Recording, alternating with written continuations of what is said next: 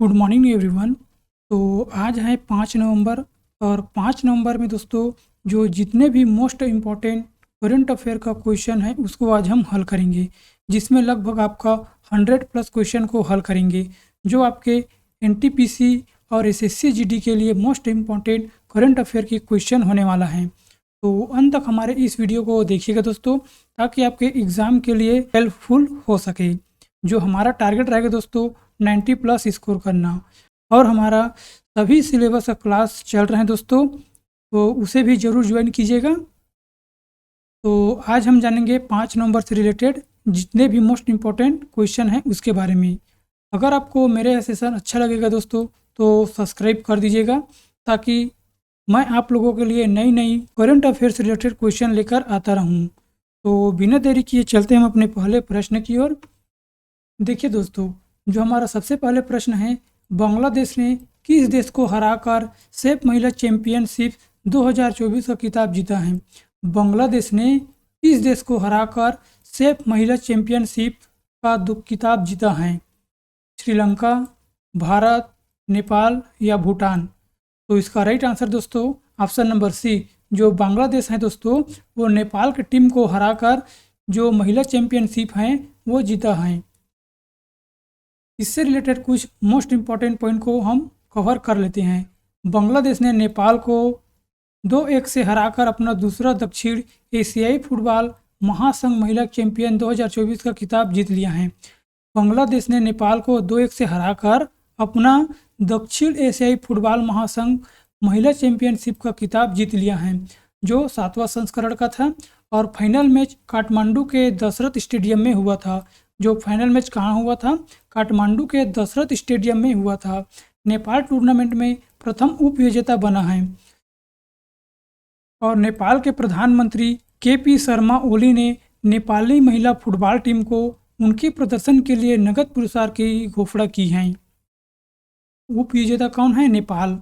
और दक्षिण एशियाई फुटबॉल महासंघ से की स्थापना 1997 में हुआ था, और जिसका मुख्यालय है ढाका, जो बांग्लादेश में उपस्थित है। इसके अध्यक्ष कौन है? काजी सलाहुद्दीन। अब इससे जुड़े हम कुछ मोस्ट इम्पॉर्टेंट पॉइंट को देख लेते हैं दोस्तों। खेल पुरस्कार से रिलेटेड 45वां शतरंज ओलंपियाड 2024 विजेता कौन बने हैं? तो ये भारत बने हैं दोस्तों, पुरुष और महिला दोनों में। दिलीप ट्रॉफी 2024 विजेता पेरिस पैरालंपिक 2024 की इंडिया ए और उप विजेता इंडिया सी बनी हैं। जो दिलीप ट्रॉफी की विजेता हैं दोस्तों इंडिया ए हैं और उप विजेता इंडिया सी। और 2024 में 5वीं बार पुरुष एशियाई हॉकी चैंपियन ट्रॉफी का खिताब किसने जीता है? तो ये भारत ने जीता है। और चौथी दक्षिण एशियाई जूनियर एथलेटिक्स चैंपियन 2024 में पहला स्थान कौन है? तो ये भारत है दोस्तों। कितने कुल पदक हैं? 48 कुल पदक हैं। और पेरिस ओलंपिक 2024 की पदक तालिकाओं में भारत ने कौन सा स्थान हासिल किया है? तो ये 71वां स्थान हासिल किया है। कुल 6 पदक हैं दोस्तों। पहला स्थान पर यूएसए हैं, जिसके पास कुल पदक 126 हैं। 133वें डूरम कप 2024 की विजेता किसे नियुक्त किए गए हैं? तो थर्नाइस्ट यूनाइटेड फुटबॉल क्लब को। और आईसीसी पुरुष T20 विश्व कप 2024 की विजेता कौन बनी है? तो भारत जो दक्षिण अफ्रीका को हराकर बना है, जिसकी उप विजेता रही हैं दक्षिण अफ्रीका और विजेता भारत। और इंडिया प्रीमियर लीग IPL 2024 की विजेता कौन बनी है? तो कोलकाता नाइट राइडर्स बनी है दोस्तों, जिसके उप विजेता रही हैं सनराइजर हैदराबाद। और 2024 थॉमस और उबेर कप विजेता किसने हैं?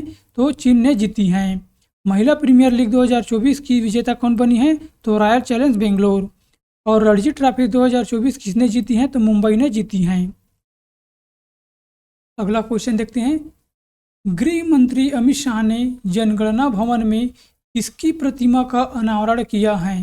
गृह मंत्री अमित शाह ने जनगणना भवन में किसकी प्रतिमा का अनावरण किया है? सुभाष चंद्र बोस, महात्मा गांधी, सरदार वल्लभ भाई पटेल या जवाहरलाल नेहरू? तो इसका राइट आंसर है दोस्तों ऑप्शन नंबर सी, सरदार वल्लभ भाई पटेल, जिसका अनावरण गृह मंत्री अमित शाह ने किया है।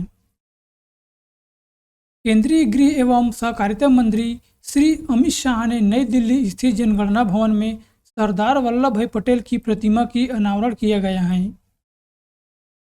और सरदार वल्लभ भाई पटेल भारत के पहले गृह मंत्री और पहले उप प्रधानमंत्री थे, जिसका जन्म 31 अक्टूबर 1875 में हुआ था।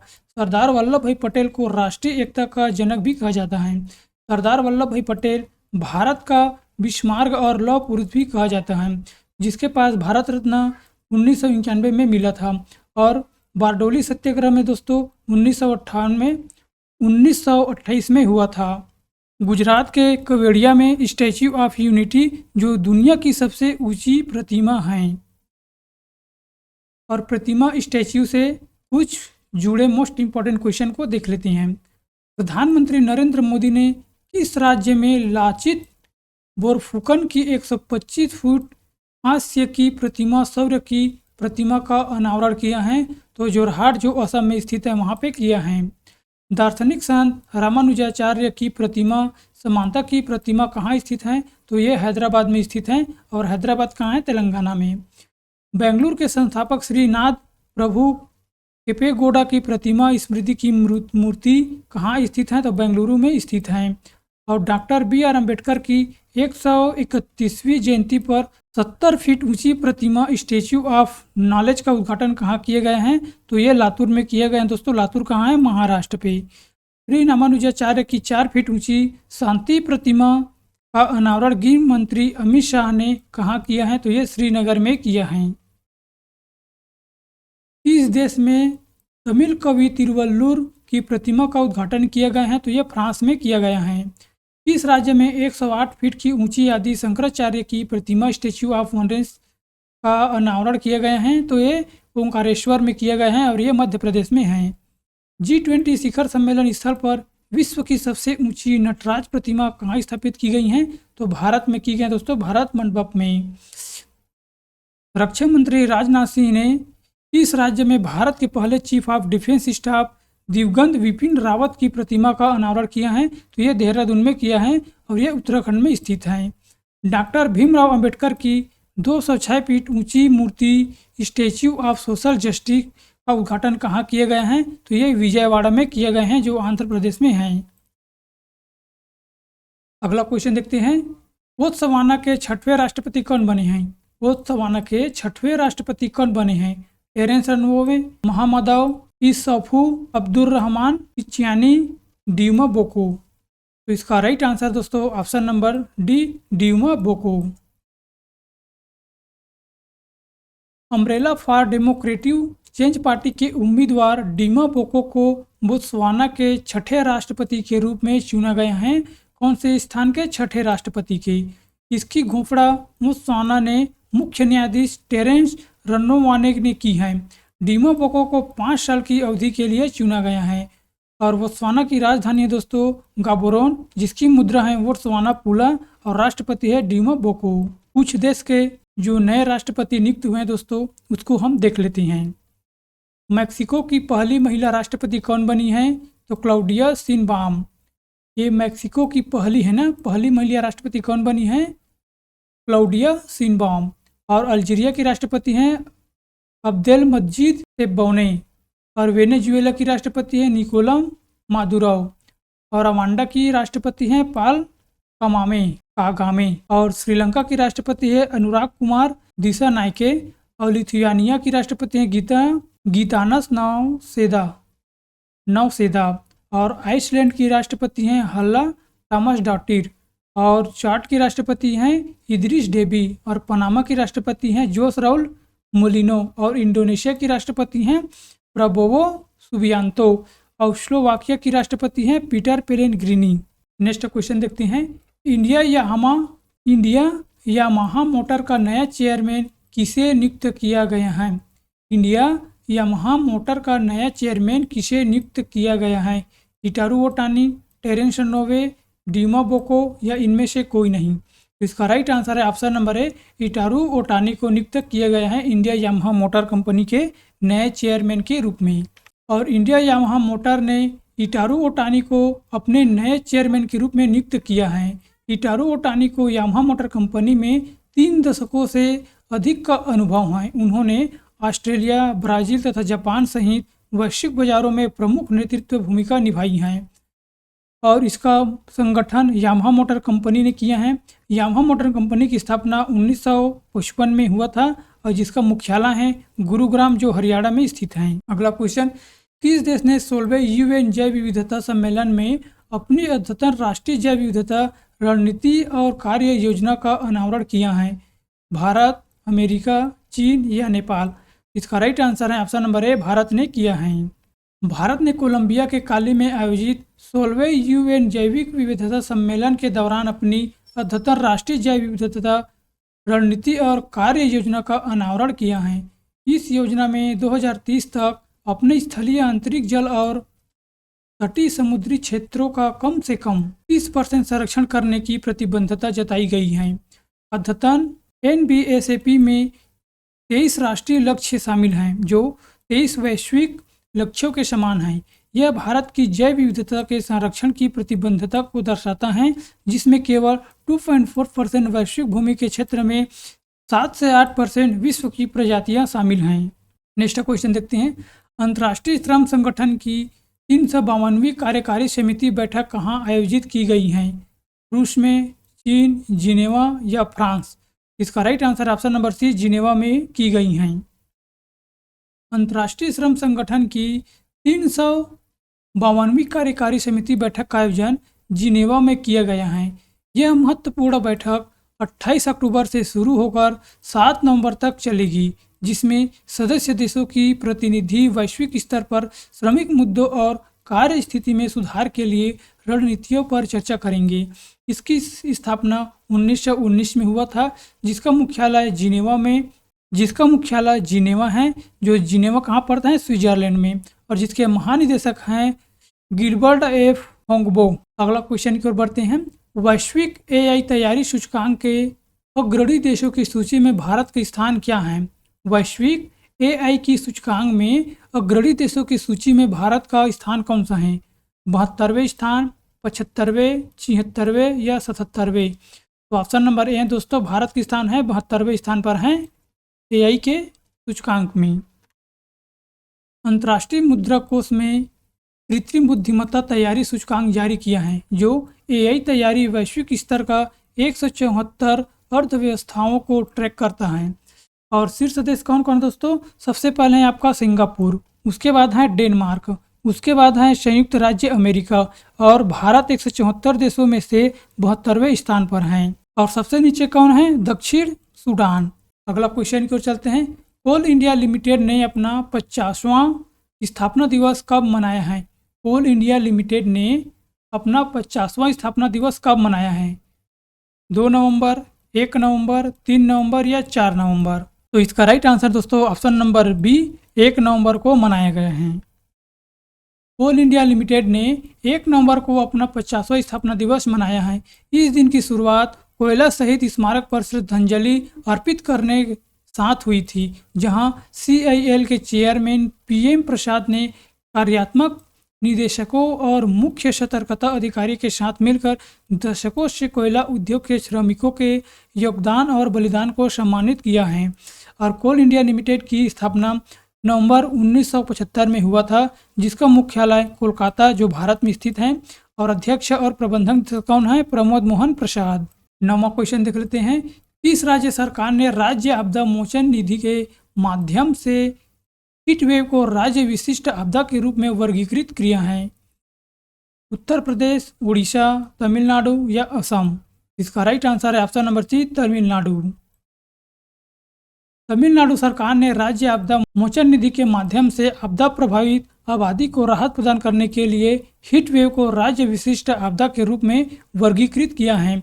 यह घोषणा अप्रैल और मई 2024 के दौरान पड़ने वाली अत्यधिक गर्मी के मद्देनजर की गई हैं, जब कई क्षेत्रों के तापमान 40 डिग्री सेल्सियस से अधिक हो गया था, जिससे सार्वजनिक स्वास्थ्य पर गंभीर प्रभाव पड़ता था। मैदानी क्षेत्र में हीट वेव तब घोषित की जाती हैं जब दिन का अधिकतम तापमान 40 सेल्सियस या उससे अधिक हो जाती हैं। और तमिलनाडु के राज्य दर्शन के बारे में कुछ मोस्ट इम्पोर्टेंट प्रश्न को हम देख लेते हैं, जो आपके परीक्षा की दृष्टि से हेल्पफुल साबित हो सकेंगे। जो तमिलनाडु राज्य है दोस्तों, उसका गठन 1 नवंबर 1956 में हुआ था, जिसकी राजधानी है चेन्नई, और जिसका मुख्यमंत्री है मुथुवेल करुणानिधि स्टालिन। और नए उप मुख्यमंत्री किसे नियुक्त किए गए हैं? उदयनिधि स्टालिन को, जिसका राज्यपाल हैं RN रवि। और जहां पर लोकसभा सीट 39 हैं और राज्यसभा सीट 18 और विधानसभा सीट दोस्तों 234 है तमिलनाडु में। और जिसकी राज्य पक्षी कौन सी हैं? Emerald dove. और राजकीय पशु नीलगिरी तहर और राजकीय फल कटहल। और तमिलनाडु के पड़ोसी देश कौन कौन से हैं? 3 पड़ोसी देश हैं। पहला आंध्र प्रदेश, केरल और कर्नाटक। और तमिलनाडु में 3 प्रमुख बंदरगाह कौन कौन से हैं? चेन्नई बंदरगाह, तूतीकोरिन बंदरगाह और एन्नोर पोर्ट। और तमिलनाडु के प्रमुख त्यौहार कौन कौन से हैं? थाईपुसम जो भगवान मुरुगा को समर्पित हैं, और थिमिथि पर्व जो द्रौपदी मुर्मू को समर्पित हैं, और पोंगल त्यौहार, चिथिरई, वेलविल ओरी विजय महोत्सव और पुंडाडू पोंगल, ये तमिलनाडु के प्रमुख त्यौहार हैं। और तमिलनाडु के राज्य दर्शन से रिलेटेड कुछ क्वेश्चन को हल कर लेते हैं। तमिलनाडु के लोक नृत्य कौन कौन से हैं? कुम्मी, भारतनाट्यम, कारगम, कावड़ी आट्टम, मेवाराट्टम नृत्य, कारगम लोक नृत्य। और तमिलनाडु के प्रमुख मंदिर हैं शोर मंदिर, ऐरावतेश्वर मंदिर, गंगाईकोंडा, चोलपुरम मंदिर और कपालेश्वर मंदिर, चिदम्बरम मंदिर, इरावतनेश्वर मंदिर, बृहदेश्वर मंदिर और एकम्बरेश्वरार मंदिर, राजेश्वर मंदिर। और सिलंबम किस राज्य की एक हथियार आधारित मार्शल आर्ट है? सिलंबम किस राज्य की एक हथियार आधारित मार्शल आर्ट है? तो ये तमिलनाडु की। और केरल को तमिलनाडु से जोड़ने वाला महत्वपूर्ण दर्रा कौन सी है? तो पालघाट की दर्रा। और तमिलनाडु की सबसे ऊंची चोटी कौन सा है? तो डोडा बेट्टा। और तमिलनाडु और श्रीलंका के मन्नार जिले के बीच मौजूद जलडमरू मध्य को क्या कहा जाता है? तो पाक जलडमरू मध्य कहा जाता है। और तमिलनाडु के तट पर सार्वजनिक वर्षा कब होती हैं? अक्टूबर और नवंबर में। किस वर्ष मद्रास राज्य का नाम बदलकर तमिलनाडु कर दिए गए हैं? तो 1969 में किया गया है। 10वां क्वेश्चन देख लेते हैं। तिहार त्यौहार किस देश में मनाया जाता है? तिहार त्यौहार किस देश में मनाया जाता है? श्रीलंका, भारत, नेपाल या भूटान। इसका राइट आंसर है दोस्तों ऑप्शन नंबर सी, नेपाल में मनाया जाता है तिहार त्यौहार। तिहार एक अत्याधुनिक और सांस्कृतिक हिंदू त्यौहार है जो रोशनी का उत्सव मनाता है और 5 दिन तक चलता है। इसे मुख्य रूप से नेपाल में मनाया जाता है। तिहार के तीसरे दिन पारंपरिक रूप से लक्ष्मी पूजा की जाती है, जिसमें धन की देवी की पूजा होती है। प्रमुख राज्य के त्यौहार से रिलेटेड कुछ क्वेश्चन को देख लेते हैं। गुड़ी पड़वा त्यौहार कहाँ मनाया जाता है? महाराष्ट्र पे। नुआखाई उत्सव कहाँ मनाया जाता है? ओडिशा। और बूंदी उत्सव राजस्थान में। और बैसाखी उत्सव कहाँ मनाया जाता है? पंजाब में। और नागालैंड का हारनबिल त्यौहार कितने दिन तक मनाया जाता है? तो 10 दिन तक मनाया जाता है। कौन सा त्यौहार? हारनबिल त्यौहार। हरेला पर्व कहाँ मनाया जाता है? उत्तराखंड में, जो हरेली पर्व और छत्तीसगढ़ में भी मनाया जाता है। और खर्ची पूजा महोत्सव कहाँ मनाया जाता है? त्रिपुरा। और हेमिस टेस्यू महोत्सव कहाँ मनाया जाता है? लद्दाख में। और हम्पी उत्सव कर्नाटक में मनाया जाता है। और अम्बुबाची त्यौहार कहाँ होता है दोस्तों? तो असम में। और मोपिन का त्यौहार अरुणाचल प्रदेश में मनाया जाता है। अगला क्वेश्चन, किस राज्य के मुख्यमंत्री चंद्रबाबू नायडू ने दीपम 2.0 योजना का लॉन्च किया है? सिक्किम, आंध्र प्रदेश, उड़ीसा या असम। इसका राइट आंसर है option number B, Andhra Pradesh में किया है। आंध्र प्रदेश के मुख्यमंत्री चंद्रबाबू नायडू ने श्रीकाकुलम जिले में एक येदुपुरम में सुपर सिक्किम प्रॉमिसेस पहल के तहत दीपम योजना के दूसरे चरण की शुरुआत की है।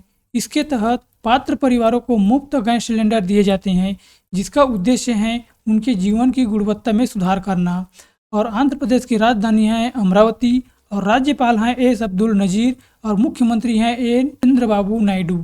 राज्यों के कुछ प्रमुख योजना से रिलेटेड क्वेश्चन को देख लेते हैं। स्कूली छात्र को पौष्टिक आहार देने के लिए मुख्यमंत्री बाल पौष्टिक आहार योजना कहाँ शुरू की गई है? तो ये हिमाचल प्रदेश में किया गया है। हर घर हर गृहिणी योजना हरियाणा में स्थित है, हरियाणा में चालू किए गए हैं। और युवाओं को वित्तीय सहायता देने के लिए लाडला भाई योजना कहाँ पर शुरू की गई है? तो ये महाराष्ट्र पे। और सीएम साथ योजना कहाँ शुरू की गई है? त्रिपुरा में। मुख्यमंत्री युवा उद्यमी विकास कहाँ शुरू की गई है? तो उत्तर प्रदेश में। आचार्य चाणक्य कौशल विकास योजना कहाँ स्टार्ट की गई है? महाराष्ट्र में। सुभद्रा योजना कहाँ शुरू की गई है? तो उड़ीसा राज्य में की गई हैं। और श्रमिक बसेरा योजना गुजरात में शुरू किया गया है। और लास्ट क्वेश्चन देख रहे थे दोस्तों, 12वां क्वेश्चन, प्रथम एशियाई बौद्ध शिखर सम्मेलन का आयोजन कहाँ किया जाएगा? प्रथम एशियाई बौद्ध शिखर सम्मेलन का आयोजन कहाँ किया जाएगा? नई दिल्ली, मुंबई, बेंगलुरु या कुरुक्षेत्र? इसका right answer option number A, नई दिल्ली में किया जाएगा। राष्ट्रीय राजधानी नई दिल्ली में 5 और 6 नवंबर को पहला एशियाई बौद्ध शिखर सम्मेलन का आयोजन किया जाएगा। सम्मेलन का आयोजन भारत सरकार के सांस्कृतिक मंत्रालय अंतर्राष्ट्रीय बौद्ध परिषद के सहयोग से किया जा रहा है। इस शिखर सम्मेलन का विषय है एशिया को सुदृढ़ बनाने में बौद्ध धर्म की भूमिका है। और राष्ट्रपति द्रौपदी मुर्मू इस कार्यक्रम में मुख्य अतिथि के रूप में शामिल होंगे। तो दोस्तों, आज का जो करंट अफेयर का क्वेश्चन है उसको हम हल कर लिए हैं दोस्तों, जिसमें लगभग हम 100+ क्वेश्चन को हल किए हैं। और आप लोगों के लिए 2 क्वेश्चन का टेस्ट रखा है, इसका आंसर हमें कमेंट बॉक्स में देना है। जो आपका पहला प्रश्न है, गृह मंत्री अमित शाह ने जनगणना भवन में किसकी प्रतिमा का अनावरण किया गया है? सुभाष चंद्र बोस, महात्मा गांधी, सरदार वल्लभ भाई पटेल या जवाहरलाल नेहरू? और अगला क्वेश्चन है, बांग्लादेश ने किस देश को हराकर सेफ महिला चैंपियन 2024 का खिताब जीता है? श्रीलंका, भारत, नेपाल या भूटान? तो इन दोनों क्वेश्चन का आंसर दोस्तों कमेंट बॉक्स में आपको देना है। और दोस्तों, अगर आपको यह सेशन अच्छा लगा है तो ज़रूर हमारे इस चैनल को सब्सक्राइब कर दीजिएगा, ताकि आपका एक सब्सक्राइब दोस्तों हमें नए नए वीडियो और नए नए कंटेंट बनाने के लिए हमें मोटिवेशन देता है। तो आपसे यही रिक्वेस्ट है, हमारे चैनल को ज़रूर सब्सक्राइब कर दीजिएगा। और आज के लिए बस इतना ही दोस्तों, मिलते हैं अगले वीडियो पे। Thank you and so much.